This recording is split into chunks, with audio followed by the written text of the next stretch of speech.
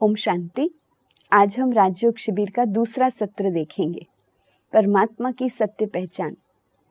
जैसे हमने देखा कि स्वयं का परिचय अर्थात इस शरीर को चलाने वाली एक दिव्य ऊर्जा, हमने ये रियलाइज किया कि शरीर तो हमारे लिए बहुत वैल्यूबल रथ है, इंस्ट्रूमेंट है, व्हीकल है, लेकिन इसको चलाने वाली मैं एक सुंदर दिव्य लाइट हूँ, एक दिव्य ऊर्जा हूँ।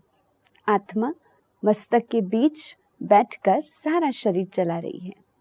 अब हमने देखा कि आत्मा के भी 7 गुण हैं, जिसको रोज रिचार्ज करना अर्थात शांति का गुण, प्रेम का गुण, शक्ति का गुण, इसको रोज सशक्त करना आवश्यक है। तो ये सभी गुणों का स्रोत कौन? हम देखते हैं कि जीवन में जब भी कोई समस्या आती है, जिसका कोई समाधान हमें नहीं मिल रहा है, तो हम किसको याद करते हैं? जब भी कोई परेशानी होती है और हम महसूस कर रहे हैं कि इसका कोई भी सलूशन हमें नहीं दिखाई दे रहा है, कोई भी व्यक्ति हमें साथ नहीं दे पा रहा है, तब हम किसको याद करते हैं? जी, हम सब उस परमात्मा को याद करते हैं, उस परम शक्ति को याद करते हैं। हम दिल से उन्हें याद करके उनसे शक्ति लेते हैं। इसलिए कहा भी गया है कि दुख में सिमरन सब करे, सुख में करे ना कोई, सुख में करे तो दुख काहे को होए। तो हर एक व्यक्ति दुख में उनको याद करता है, लेकिन वो परमात्मा है कौन और उसकी याद कैसे सहज हो जाए? क्योंकि अब हमने देखा कि आत्मा के ये 7 गुणों की ऊर्जा को सशक्त करने के लिए इस परम पिता परमात्मा से हमारा कनेक्शन होना बहुत आवश्यक है। मैं आत्मा शांत स्वरूप हूँ, प्रेम स्वरूप हूँ, स्नेह स्वरूप हूँ, शक्ति स्वरूप हूँ, ज्ञान स्वरूप हूँ, सुख स्वरूप हूँ, आनंद स्वरूप हूँ। लेकिन ये गुणों को मैं अपने अंदर फिर से रिचार्ज कैसे करूँ? फिर से इन गुणों को, इनकी शक्तियों को भरूं कैसे? उस परमात्मा को जानना और उसके साथ संबंध जोड़ना, ऐसा संबंध जो सहज ही उसकी याद आ सके। जैसे आज कोई भी बच्चा है, वो कैसे सहज अपने माता पिता को याद करता है, माता पिता है तो बच्चों को याद करते हैं। अब परमात्मा की याद तो हम सब करते हैं, लेकिन चेक करें, याद ज्यादा करते हैं या फरियाद ज्यादा करते हैं? हम चेक करें तो ये फरियाद ज्यादा होती है ना कुछ मांगते रहते हैं। दूसरा, हम कहते हैं कि परमात्मा को याद करना चाहते हैं, लेकिन मन हमारा लगता नहीं है, मन हमारा एकाग्र चित्त नहीं होता है। हाथों से माला फेर रहे हैं और मन का मणका कहीं और फिर रहा है। तो ये हम सब की एक मीठी कंप्लेन रहती है परमात्मा की याद के लिए। अब ये याद कितना इजी हो जाए, सहज हो जाए कि हम उस याद में सदा रह सके। और जब हम मन बुद्धि से अपने उस ईश्वर पिता से सदा कनेक्टेड रहेंगे, तो उनसे उन गुणों की और शक्तियों की ऊर्जा मुझ आत्मा को मिलती रहेगी। तो जो भी मेरे सामने समस्या है, उसका समाधान करना सहज हो जाएगा। जैसे समय के अनुसार कोई आवश्यकता है, कोई गुण की, शक्ति की, तो वो करना, सॉल्व करना, उस शक्ति को यूज करना सहज हो जाएगा। मन बुद्धि को उस परमात्मा की याद में सहज लगा सके, उसकी सिमरण को सुखदायी बना सके, उसके लिए उसका परिचय जानना आवश्यक है। तो वैसे भी किसी का परिचय संपूर्ण कौन जानता है? वही व्यक्ति, वही अपना संपूर्ण परिचय दे सकता है। तो यहाँ राजयोग के द्वारा परम पिता परमात्मा हमें अपना संपूर्ण सत्य परिचय देते हैं।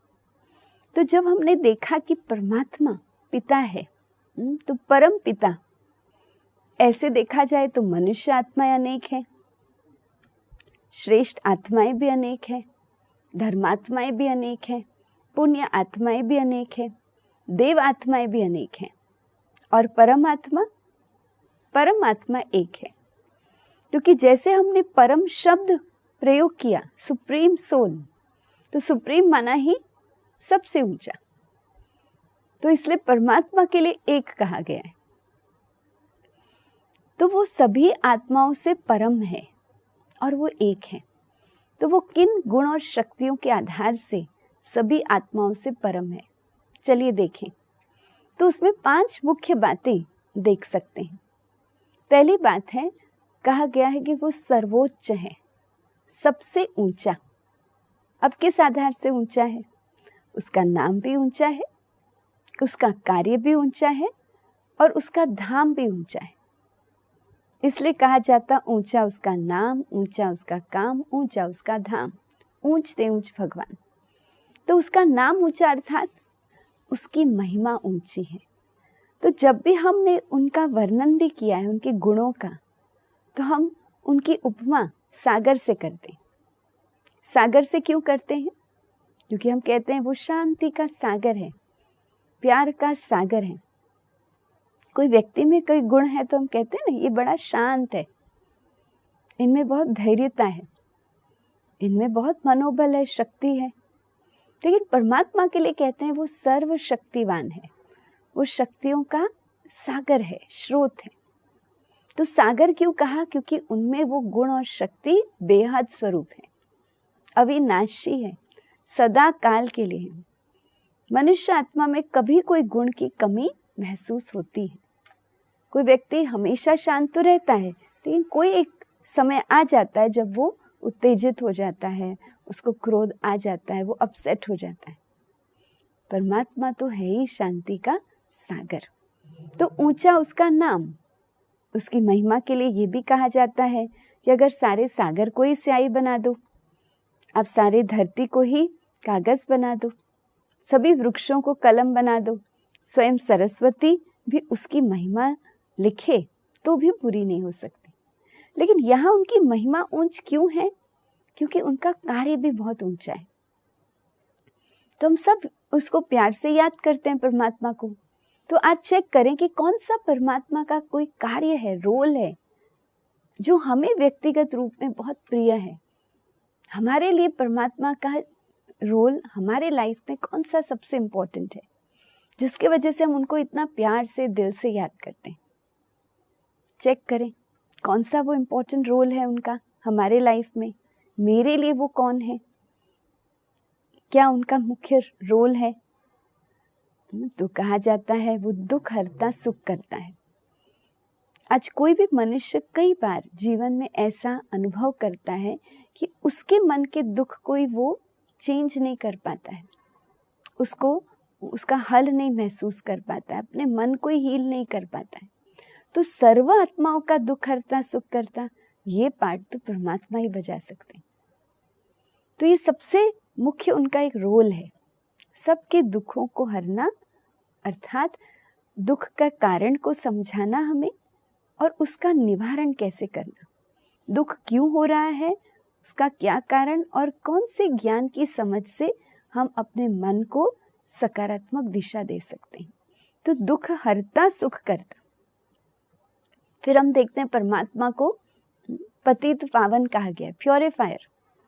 जैसे आजकल हम कितना ध्यान रखते हैं कि जो भी शरीर को भी हमारे स्वास्थ्य से संबंधित जो भी हमें हीलिंग चाहिए, कई बार क्रॉनिक कई इलनेसेस होते हैं तो कहते हैं भाई शरीर में बहुत टॉक्सिन्स है, बहुत बीमारी का प्रभाव है, तो चलो कोई नेचुरोपैथी ट्रीटमेंट भी साथ में कर लेते हैं ताकि शरीर में जो टॉक्सिन है वो क्लीन हो जाए, वो स्वच्छ हो जाए। तो हम जैसे कोई नेचुरोपैथी ट्रीटमेंट से शरीर के टॉक्सिन को हील करते हैं, उसको क्लेंस करते हैं, तो आत्मा के अंदर जो टॉक्सिन है, देखिए हम हर एक के अंदर थोड़ा थोड़ा तो गुस्सा है ही, हमारे अंदर थोड़ा ईगो भी है, थोड़ी ईर्ष्या की भावना, थोड़ा इनसिक्योरिटी की फीलिंग, थोड़ा कई बार लोभ की भावना।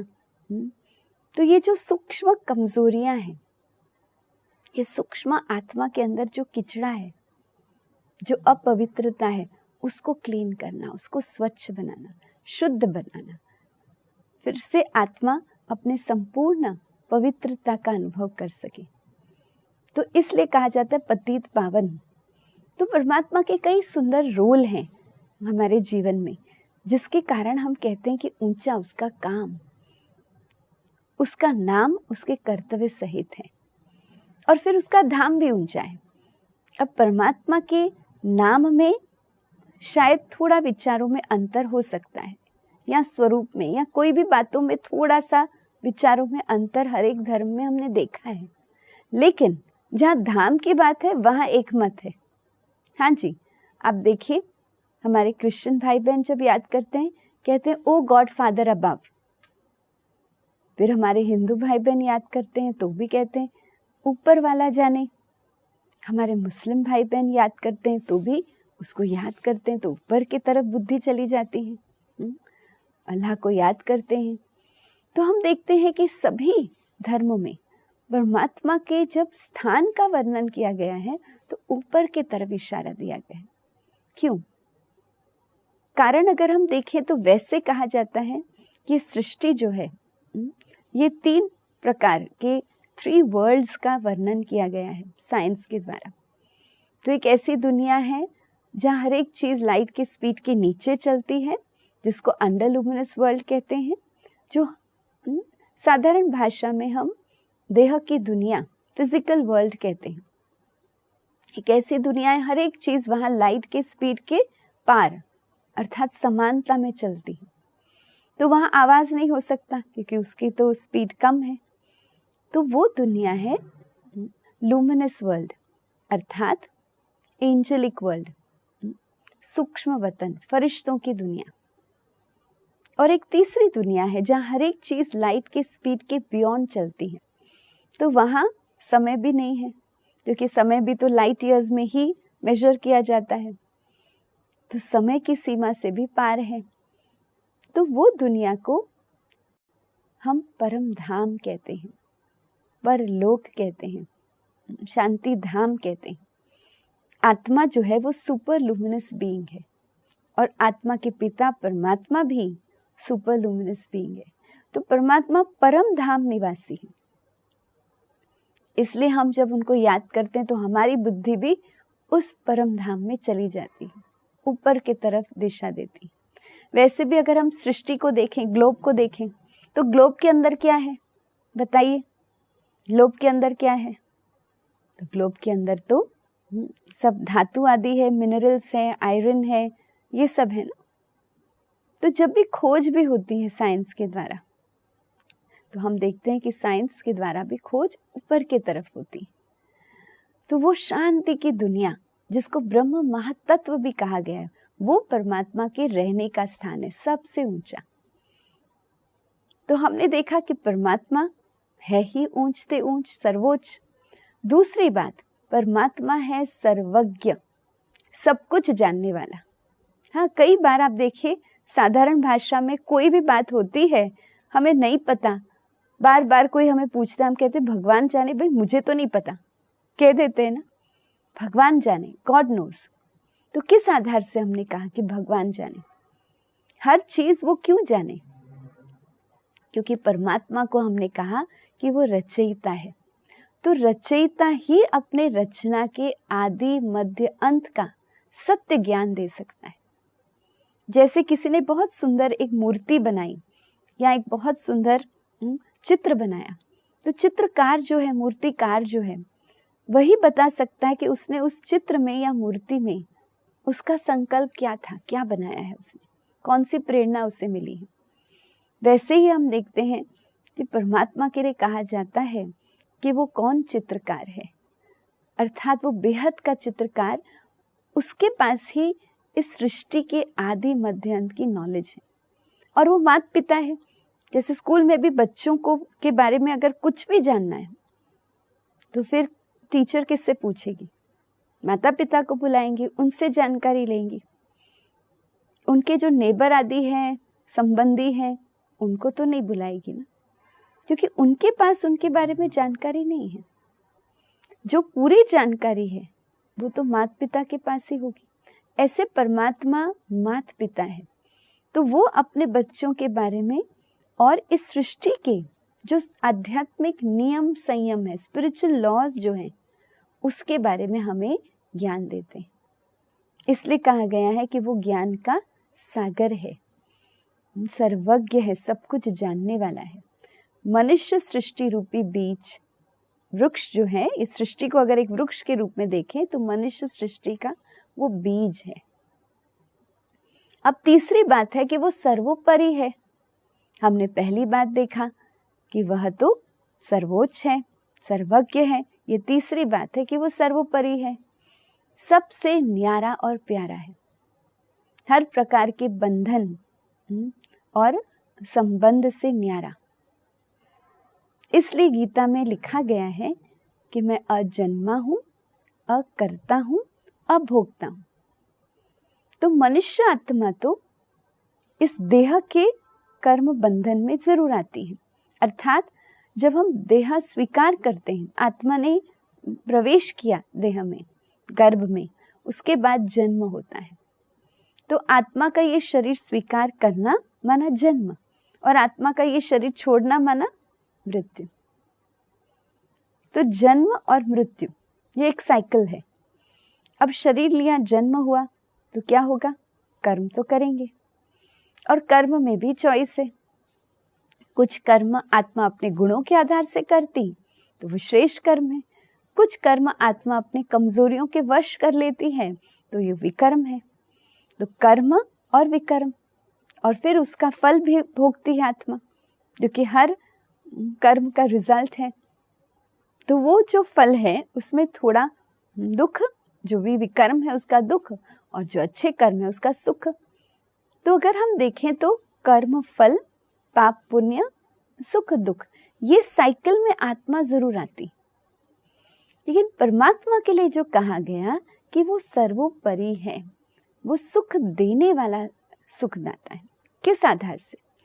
अब उसका अर्थ ये है, रीजनिंग अगर देखें तो कहा जाता है, फिर से एक साइंस का लॉ है फिजिक्स का, जिसको कहा गया लॉ ऑफ एंट्रोपी, जो वास्तव में यही बात स्पष्ट करता है कि कोई भी सिस्टम जो संपूर्ण रूप से ऊर्जावान है, 100% एफिशिएंसी में है, उसको जब हम प्रयोग करते हैं, यूज कर रहे हैं, तो धीरे धीरे उसकी ऊर्जा घटती जाती।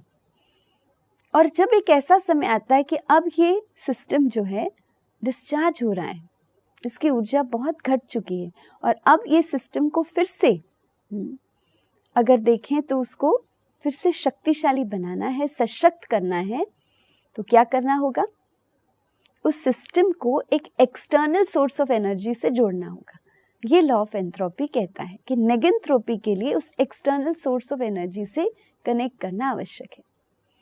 तो आत्मा की भी जब ऊर्जा घटती जाती है, मन बुद्धि संस्कार तीनों के बीच में जो डिसअलाइनमेंट होता जाता, और वो सातों गुणों की ऊर्जा जब घटती जाती है, तो फिर से जब चार्ज करना है तो क्या करना होगा? वो एक्सटर्नल सोर्स ऑफ एनर्जी, वो परम पिता परमात्मा से रिकनेक्ट करना जरूरी है। तो परमात्मा का रोल क्या है? वो सोर्स ऑफ एनर्जी है, इसलिए वह इस कर्म बंधनों में नहीं आता है। उनका रोल ही है आत्मा को फिर से सशक्त करना, आत्मा को फिर से पवित्र बनाना, शुद्ध बनाना। तो इसलिए हमने देखा कि तीसरा कि परमात्मा है ही सर्वोपरि। चौथी बात, ये वो सर्व गुण और शक्तियों का स्रोत है। तो जो भी गुण और शक्ति आत्मा को आवश्यक है, प्राप्त करना है, उसका स्रोत परमपिता परमात्मा है। जैसे बहुत गर्मी है स्थान पर, तो वहाँ अगर हम फैन ऑन कर देते हैं, एसी ऑन कर देते हैं, तो ठंडक मिल जाती। लेकिन अगर हम मन में अंदर में बहुत परेशान हैं, बहुत गुस्सा आ रहा है कोई बात की वजह से, हम बहुत फ्रस्ट्रेट हो रहे हैं कोई बात की वजह से, तो मन को शांत करना, तो एसी ऑन करने से मन शांत हो जाएगा? नहीं, अंतर की वो शांति की शक्ति को अनुभव करना, उसके लिए वो शांति के सागर के साथ हमें कनेक्ट करना जरूरी होगा। तो आत्मा को जो गुण और शक्ति की आवश्यकता है, उसका स्रोत परमात्मा है।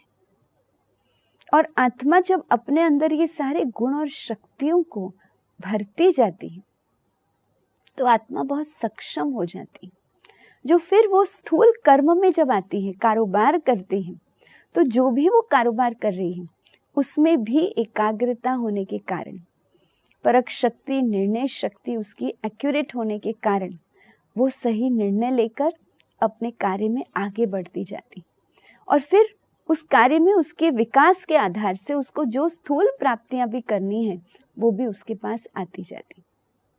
तो ये जो सूक्ष्म आत्मा के जो गुण और शक्तियां हैं, वो आत्मा जब अंदर अपने आप को उसमें भरपूर करती जाती है, वो अंदर में अपनी ऊर्जा को वो चार्ज करती जाती है, अपने आप को सशक्त कर देती है, अपने आप को संपन्न बना लेती है, तो बाकी स्थूल प्राप्तियां करना भी सहज है। तो उस रूप से अगर देखें तो परमात्मा सर्व गुणों और शक्तियों का आधार है, स्रोत है। और पांचवी बात जो सबसे मुख्य है, और वो है कि वो सर्वमान्य है, सबका पिता है। कहा ही गया है वो हम सब आत्माओं का पिता है।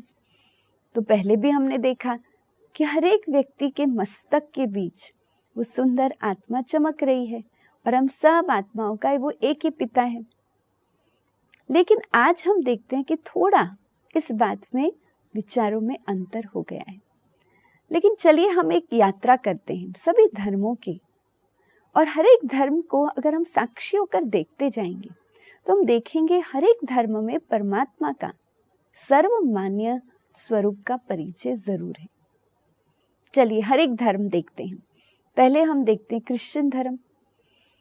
तो हम देखते हैं कि क्राइस्ट ने भी परमात्मा को याद किया है और कहा है गॉड फादर इज वन।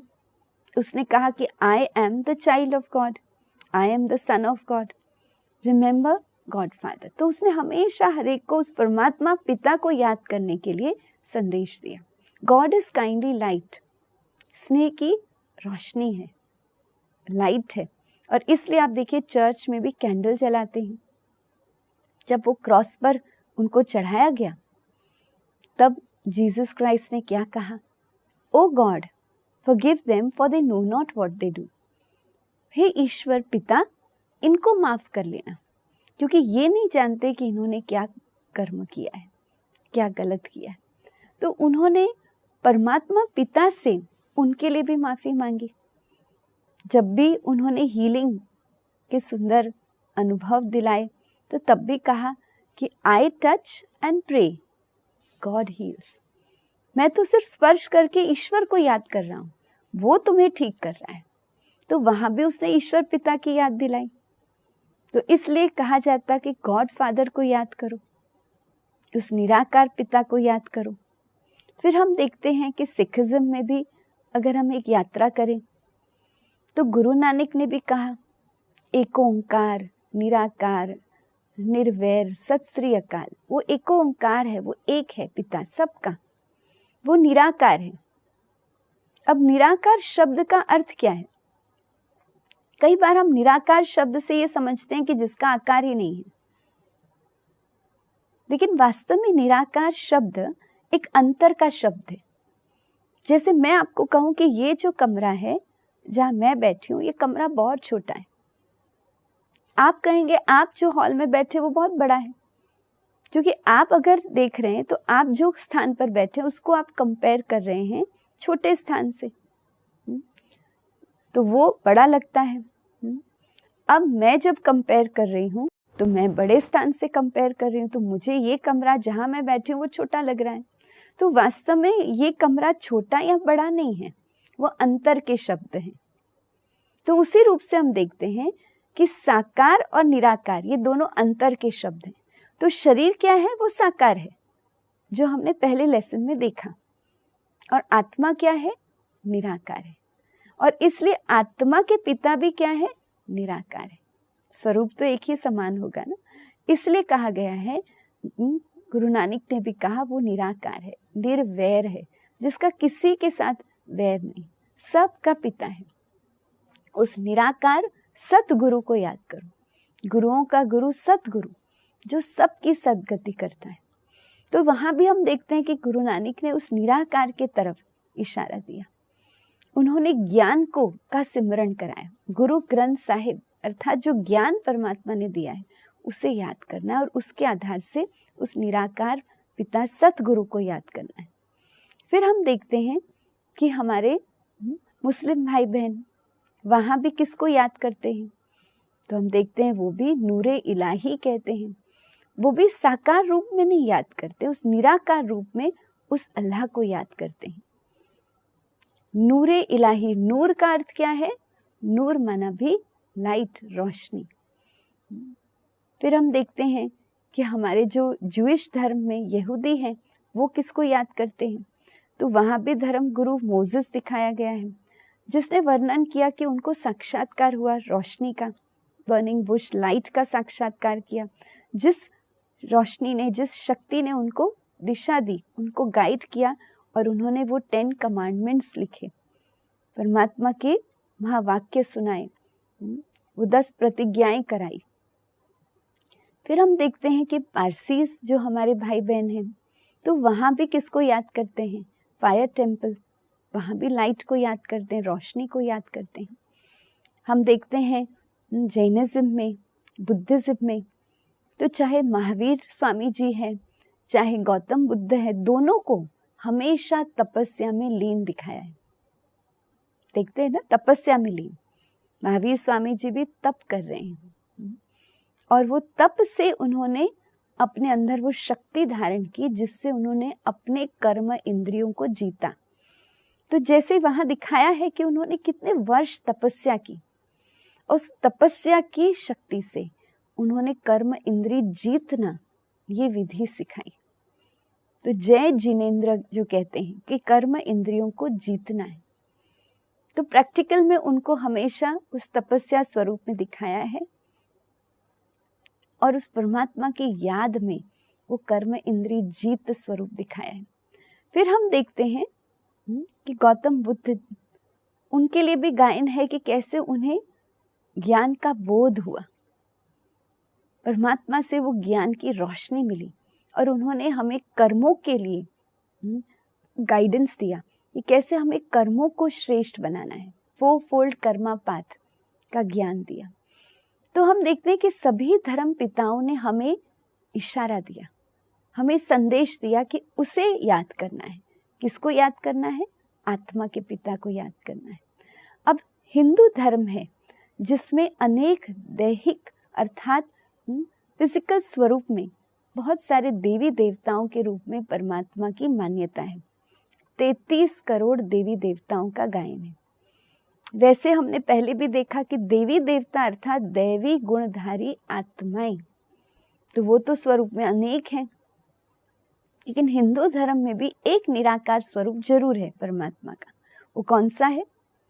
वो है शिवलिंग। और वहाँ हम देखते हैं कि जो लिंग स्वरूप है, शिवलिंग स्वरूप है, तो वो प्रतीक है परमात्मा के निराकारी स्वरूप का। अब वैसे भी बच्चा और पिता दोनों के स्वरूप में तो अंतर नहीं हो सकता है ना।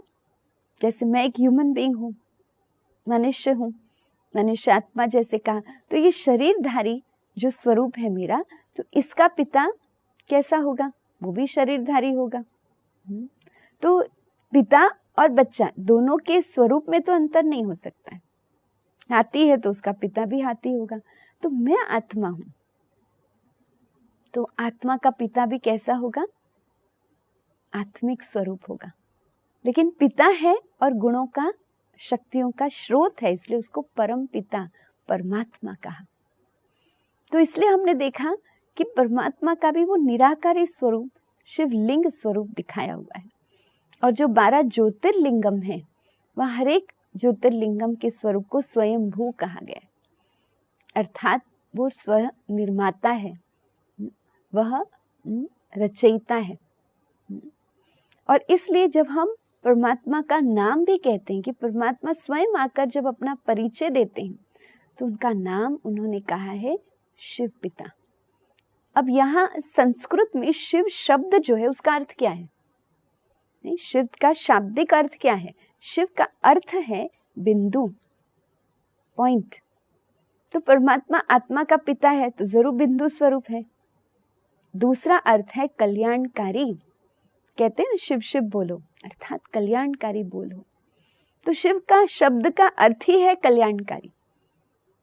और बीज अर्थात वो रचयिता है। तो परमात्मा पिता ने अपना नाम शिव इसलिए कहा है क्योंकि उसका अर्थ ही है कि वो बिंदु स्वरूप है, वो कल्याणकारी है और वो सबका पिता है। तो उस रूप में हम देखते हैं हम सभी आत्माओं का पिता वो निराकारी लाइट स्वरूप है, जिसको हम कई बार यूनिवर्सल सोर्स ऑफ एनर्जी भी कहते हैं, सर्वात्माओं का पिता परम पिता परमात्मा कहते हैं। तो सभी हमारे धर्म पिताओं ने उस एक पिता की तरफ हमें इशारा दिया, लेकिन फिर भी आज हम देखते हैं कि काफी विचारों में इसमें थोड़ा अंतर आ गया, क्योंकि बहुत समय से हम आत्मा अपने आत्मिक स्वरूप को तो भूल गए थे। जैसे कल भी हमने देखा, आत्मा का परिचय जब समझा कि आत्मा का परिचय हम समझते हैं कि आत्मा है शरीर में, लेकिन मैं आत्मा हूं ये भूल जाते हैं। तो मैं अपने आप को तो देह समझती हूँ या समझता हूँ, तो ईश्वर को भी कैसे याद करना चाहेंगे? जरूर दैहिक स्वरूप में ही याद करेंगे ना। तो क्योंकि हम ईश्वर को भी दैहिक स्वरूप में याद करना शुरू करते हैं, तो दैहिक स्वरूप में अगर याद करना चाहेंगे तो वहां अंतर आ जाता है। अब अगर मैं आत्मा ने उस परिवार में जन्म लिया है जहां बुद्धिज्म की धर्म की मान्यता है, बुद्धिज्म को फॉलो किया जा रहा है, तो मैं अगर दैहिक स्वरूप में परमात्मा को याद करना चाहूं तो किसको याद करूंगी? जरूर गौतम बुद्ध जी को भी याद करूंगी, उसी स्वरूप में मैं परमात्मा को देखूंगी। अब मुझ आत्मा ने जन्म लिया उस परिवार में जहां क्रिश्चियनिटी धर्म की पालना हो रही है, क्रिश्चियन धर्म की मान्यता है, तो मुझे अगर परमात्मा को दैहिक स्वरूप में याद करना है तो किसको याद करूंगी? जरूर जीसस क्राइस्ट को ही याद करूंगी। अब मैंने उस परिवार में जन्म लिया जहां जैनिज्म की पालना हो रही है, तो मुझे अगर परमात्मा को याद करना है तो कहाँ, कौन सा स्वरूप होगा? जरूर महावीर स्वामी जी के रूप में याद करूंगी। तो धीरे धीरे क्योंकि हमने स्वयं को भी देह समझा, तो हमने ईश्वर को भी दैहिक स्वरूप में याद करना सहज समझा। तो जो भी धर्म में जहाँ भी हमने जन्म लिया, वहाँ जो भी धर्म की मान्यता है, उसमें जो दैहिक स्वरूप है, उसमें जो धर्म पिता का स्वरूप है, उसी को हमने ईश्वर का स्वरूप मान लिया, और इसलिए थोड़ा भिन्नता हो गई। लेकिन वास्तव में धर्म पिताओं ने तो कहा गॉड इज वन, और हम भी कहते हैं क्योंकि परमात्मा सत्य है, सत्य एक है। तो उस रूप में परमात्मा हमें राजयोग के द्वारा अपना सत्य स्वरूप, कि मैं आत्मा का पिता हूँ और इसलिए निराकार हूँ, ये सत्य स्वरूप हमें स्मृति दिलाते हैं। और उनके साथ हमारा संबंध क्या है? अब आज तक तो हमने ईश्वर को बहुत प्यार से याद किया है और उनके प्रति बहुत श्रद्धा रखी। हमने कहा तुम सब कुछ हो और हम कुछ भी नहीं, हम तुम्हारे चरणों की धूल हैं, तुम मालिक हो। अब मालिक और सेवक और माता पिता और बच्चे, बाप और बच्चे, ये संबंध में अंतर तो है ना। छोटा बच्चा है, वहाँ आंगन में खेल रहा है, वहाँ गाड़ियाँ पार्क की हुई है, कोई पूछेगा ये गाड़ी किसकी है, तो बच्चा कहेगा ये तो मेरी गाड़ी है। अब उसके पास अथॉरिटी कैसे आ गई कहना कि ये मेरी गाड़ी है? क्योंकि उसको पता है कि जो कुछ मेरे माता पिता का है मैं उसका वारिस हूँ। तो बच्चे का जन्म हुआ, माना बालक सो मालिक बन गया। तो वो संबंध में हम राजयोग के द्वारा परमात्मा को याद करते हैं। परमात्मा पिता हमें कहते कि मैं तुम्हारा पिता हूँ, तो मेरे बच्चे हो। तो बच्चे और पिता के संबंध की जो समीपता का अनुभव है, वो ये राजयोग के अभ्यास को बहुत सुखदायी बना देती है और सहज बना देती है। अब आज तक क्योंकि हमें परमात्मा के प्रति बहुत श्रद्धा थी, हम उनको बहुत ऊंचा समझते थे, तो हमने कहा कि हम भगवान से डरने वाले हैं, गॉड फियरिंग है। और शायद हम बहुत नशे से कहते थे हाँ हम तो गॉड फियरिंग है। लेकिन परमात्मा पिता कहता कि अब क्या बनना है? गॉड लविंग चिल्ड्रन बनना है, परमात्मा से प्यार का अनुभव करना है। क्योंकि जहाँ प्यार है संबंध में, वहाँ समीपता है। अब आप कोई भी संबंध देखिए, माता पिता और बच्चे का ही संबंध देखिए, घर में भी अगर माता पिता और बच्चे के संबंध में भय है, तो क्या संबंध समीप होगा? क्या वो सहज याद हो सकती है? नहीं। ऐसे ही हम देखते यहाँ भी राजयोग के अभ्यास में परमात्मा हमें सिखाते हैं कि मुझे तुम्हें बहुत प्यार से याद करना है। और किस संबंध से याद करना है? समीप संबंध से, कि माता पिता और बच्चे। तो जैसे हमने कहा हम बच्चे हैं, तो बच्चा क्या है? वारिस है, हक है उसका, सब कुछ उसका अधिकार है, उसकी वो विरासत है। तो हर गुण और शक्ति जो आज तक हम ईश्वर से मांगते रहे, नहीं, हम कहते थे ना, तू प्यार का सागर है, तेरी बूंद के प्यासे हम, या कहते थे कि तुम हमें थोड़ी सी शांति का अनुभव करा लो, कुछ पल शांति के दे दो जीवन में। तो हम हर चीज ईश्वर से मांगते रहे। अब परमात्मा पिता कहता कि मांगने की आवश्यकता नहीं। क्यों? क्योंकि हम तो बच्चे हैं ना, तो हम तो अधिकारी हो गए, तो बालक सो मालिक हो गए। तो हम हर गुण और हर शक्ति के मालिक हैं। हम उस स्वरूप की अनुभूति में हमें स्थित रहना है, हम वारिस हैं। तो अब राज्यों के अभ्यास में हम कोई भी गुण और शक्ति ईश्वर से मांगेंगे नहीं, उसे अनुभव करेंगे कि परमात्मा उस गुण का सागर है, स्रोत है, और मैं उसका बच्चा हूँ, मैं तो वारिस हूँ, मैं तो अधिकारी हूँ, तो मैं उस गुण का स्वरूप हूँ। वो शांति का सागर है, तो मैं उसकी संतान शांत स्वरूप आत्मा हूँ। वो सर्वशक्तिवान है, तो मैं उसकी संतान मास्टर सर्वशक्तिवान हूँ। वो प्यार का सागर है, स्नेह का सागर है, तो मैं उसकी संतान स्नेह स्वरूप हूँ। वो सुख का सागर है, तो मैं उसकी संतान खुश नसीब आत्मा हूँ, सुख स्वरूप आत्मा हूँ। तो हर गुण और शक्ति को मैं अपना अधिकार अनुभव करूंगी, मैं उसके स्वरूप में अपने आप को स्थित करूंगी। ये है राजयोग का अभ्यास, जिसमें परमात्मा से हम ये समीप संबंध के द्वारा हर गुण की अनुभूति करते हैं। तो वो संबंध की जब समीपता हो जाती है ना, तो याद करना सहज है। वास्तव में जहाँ संबंध और प्यार का अनुभव होता है, वहाँ याद करना मुश्किल नहीं है, याद करना सहज है, भूलना मुश्किल है। ऐसा है ना, जो बहुत समीप संबंध है उसको भूलना मुश्किल है। तो जो हम कई बार ये परमात्मा को कहते हैं कि हमें प्रार्थना जरूर करना है, हम चाहते हैं हमारा मन आप में लगा रहे, लेकिन क्या करें ईश्वर, मन नहीं लगता है। अब विचार करें कि आपके बच्चे आपको कहें कि मम्मी डैडी हम आपको बहुत प्यार करते हैं, लेकिन आपको याद नहीं कर पाते, हमारा मन आप में लगता ही नहीं, तो आपको अच्छा लगेगा? आपको महसूस होगा कि आपके बच्चे आपको प्यार से याद कर रहे हैं या उनका आपसे दिल का प्यार है? नहीं, क्योंकि जहाँ स्नेह है वहाँ योग है, और जहाँ योग है वहाँ सहयोग है। तो जब हम परमात्मा को ये परिचय सहित याद करते हैं और उस संबंध की समीपता से याद करते हैं, तो वो स्नेह की याद की लगन जो है उसमें आत्मा मगन अनुभव करती है। तो परमात्मा की याद बहुत सहज महसूस होती है, बार बार हमारा मन उसकी याद में खींचता है। तो ऐसे राजयोग के अभ्यास के द्वारा ये हम मेडिटेशन को सहज बना देते हैं। जो कई बार ये शब्द, योग शब्द सुनकर हमें डिफिकल्ट लगता है, हम कहते हैं बाप रे बहुत मुश्किल है, कैसे हम योग सीखेंगे, हमारा मन कैसे एकाग्र होगा, इसके लिए तो बहुत प्रयास करने होंगे, बहुत मेहनत करनी पड़ेगी, ये बहुत बड़ी तपस्या है। लेकिन वास्तव में जहाँ प्यार है वहाँ मेहनत समाप्त हो जाती है। कहते हैं मोहब्बत है तो मेहनत समाप्त हो जाती है। तो हम बहुत प्यार से उसको याद करते हैं और उसके साथ एक समीप संबंध, जहाँ हम उसके हर गुण और शक्ति के अधिकारी हैं, उससे समीप हैं, वो हमारा है, ऐसा महसूस करते हैं।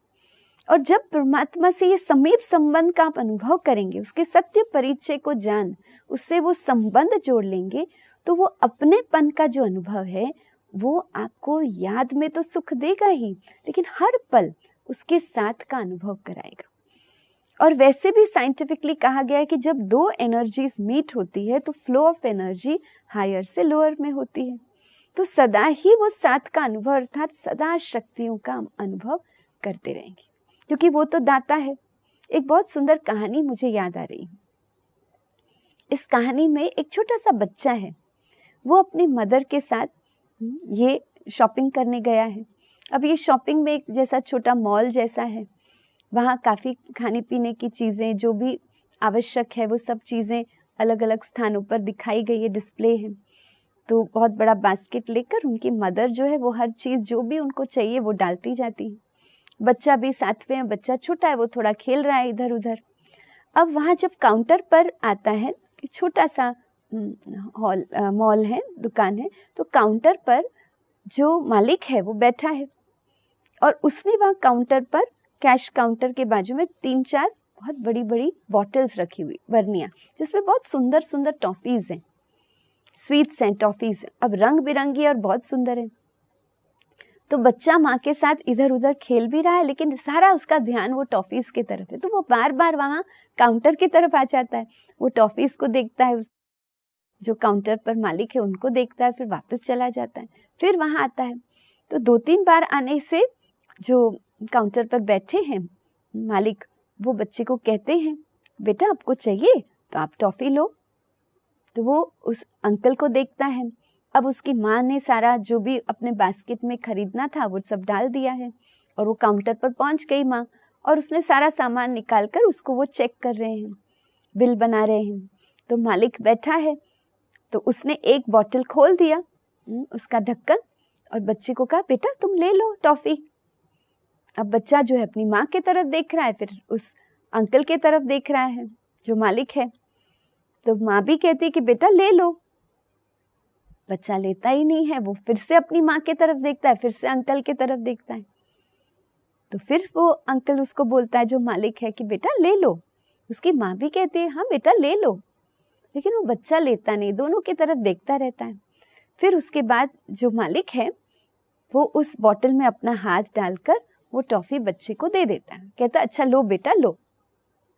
बेटा जो बच्चा है वो बहुत खुश हो जाता है, वो अपने दोनों हाथों में वो टॉफ़ी भर देता है और बहुत खुश हो जाता है और अपनी माँ के साथ फिर चला जाता है। अब घर जाकर वो सब चीज़ों को सेट कर रही है उसकी माँ, तो उसको याद आता है, वो बच्चे को बुलाती है और कहती है बेटा मैं आपको कह रही थी कि बॉटल में से टॉफ़ी ले लो, आप क्यों नहीं ले रहे थे? आप मुझे देख रहे थे, अंकल को देख रहे थे, मूंझ क्यों रहे थे? आपको टॉफ़ी ले लेनी चाहिए थी, क्योंकि मैंने तो आपको छुट्टी दे दी। बच्चा बड़ा होशियार था, उसने कहा मम्मी मेरे हाथ बहुत छोटे थे, अंकल के हाथ बहुत बड़े थे। अर्थात परमात्मा के हाथ जो है वो बहुत बड़े हैं। हमें मांगने की आवश्यकता नहीं है, परमात्मा से कोई भी चीज़ मांगेंगे भी तो क्या मांगेंगे, हम स्थूल चीज़ें ही मांगेंगे, कुछ थोड़ी बहुत कोई साधन आदि की आवश्यकता जो उस समय वो मांगेंगे। लेकिन परमात्मा से जब संबंध हम अनुभव करेंगे, वो समीपता का संबंध, और जब हम दिल से उसको याद करेंगे कि वो हमारा पिता है, वो हमारा माता पिता है, हमारा परम शिक्षक है, हमारा सतगुरु है, तो परमात्मा अपनी सर्व गुण और शक्तियों की जो वर्षा कहो, ब्लेसिंग्स कहो, वो हमें देते रहेंगे। तो उसके हाथ बहुत बड़े हैं। जब वो प्राप्ति का अनुभव कराते हैं तो हम हर गुण और शक्ति से भरपूर हो जाते हैं। और आत्मा जब ये गुण और शक्तियों से भरपूर हो जाती है तो जो भी कार्य क्षेत्र पर जो वो कार्य करती है, जो संबंध में आती है, उसमें जो उसको आवश्यक गुण और शक्ति है वो स्वतः प्राप्त हो जाती। तो आज हमने परमात्मा का सत्य परिचय देखा कि वो हम सर्व आत्माओं का पिता है, हमारा संबंध क्या है, अति समीप संबंध है। वो मुझ आत्मा का पिता है, इसलिए आत्मा जैसे ज्योतिर्बिंदु स्वरूप है तो परमात्मा भी ज्योतिर्बिंदु स्वरूप है, और उनका नाम शिव पिता है क्योंकि वो कल्याणकारी पिता है, आत्मा का पिता है और कल्याणकारी। तो आज हमने ये सत्य पहचान देखी और वो संबंध का अनुभव किया। कुछ समय के लिए इसको हम महसूस करेंगे योग अभ्यास के द्वारा। चलिए कुछ क्षणों के लिए हम परमात्मा से उस समीपता को अनुभव करें कि जैसे हम उस स्नेह के सागर, उस शांति के सागर के समीप पहुंच जाएं तो परमात्मा से वो शांति की अनुभूति करें।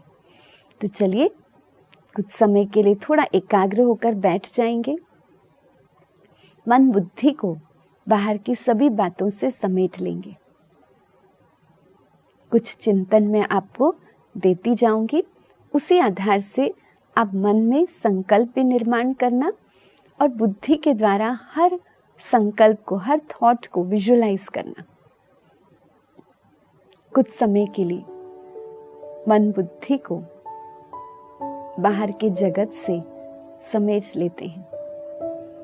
फिर से अपने कार्य, संबंध जिम्मेवारी और रूटीन का हमने जो प्लानिंग किया है, वो सभी बातों से अपने आप को डिस्कनेक्ट कर लेते हैं, मन को अंतर की ओर दिशा देते हैं। जब हम अपने आप को देखते हैं तो हमें अपना ये बाह्य स्व दिखाई देता है और इस शरीर को चलाने वाली, दिशा देने वाली मैं आत्मा, मालिक, भ्रुकुटी के बीच विराजमान हूँ। मन की आंखों से ये सुंदर दिव्य लाइट को हम देख रहे हैं। मैं ज्योतिर्बिंदु आत्मा, एक सुंदर शांति का सितारा हूँ, जिससे शांति की लाइट चारों तरफ फैल रही है। ये अंतर की शांति की अनुभूति बहुत सुखदायी है। इस शांति की मनोस्थिति में स्थित होते हुए अब कुछ समय के लिए उस शांति के सागर के पास पहुंच जाते हैं। मन के द्वारा ये यात्रा आरंभ करते हैं।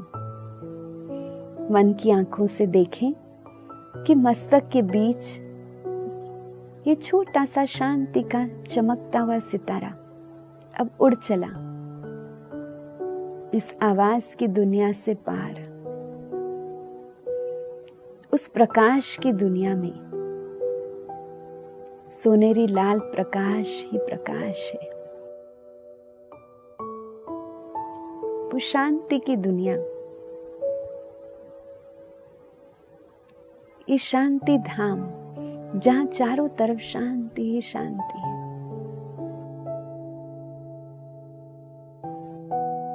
और ये अनेक सुंदर सितारे चमक रहे हैं। मन की आंखों से ये सुंदर दृश्य देख रहे हैं और इन सितारों के बीच एक सुंदर सितारा मुझे अपनी ओर बुला रहा है। एक चुंबकीय आकर्षण है और जैसे ही मैं इस सितारे के समीप पहुंचता हूं, परम पिता परमात्मा के सानिध्य में पहुंचता हूं, तो वो शांति का सागर, जिसके समीप पहुंचते ही परमात्मा की असीम शांति की लहरें मुझ आत्मा में समा रही है। मन की आंखों से ये सुंदर दृश्य को देखें। वो शांति का प्रकाश मुझ आत्मा में समा रहा है। मेरे अंतर में भी शांति की शक्ति से मुझे भरपूर कर रहा है। परमात्मा पिता वो प्यार का सागर है, जिसकी प्रकाश की बाहें, पवित्र स्नेह की बाहें मुझे अपने में समा लेती हैं। परमात्मा का शुद्ध, पवित्र, निर्मल स्नेह, अनकंडीशनल लव मेरे हृदय को शुद्ध बना रहा है। मुझे कितना सुकून दे रहा है। परमात्मा पिता, आप तो सर्वशक्तिवान हो, सर्व गुण और शक्तियों के स्रोत हो, और मैं आपकी संतान,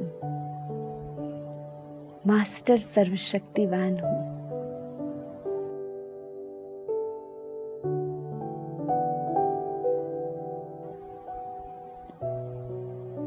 परमात्मा से वो शक्तियों की लाइट और माइट मुझ आत्मा में समा रही है। मन की आंखों से उस सुंदर दृश्य को महसूस करें और वो शक्तियों की दिव्य लाइट और माइट मुझ आत्मा को अंतर से भरपूर कर रही है, शक्तिशाली बना रही है।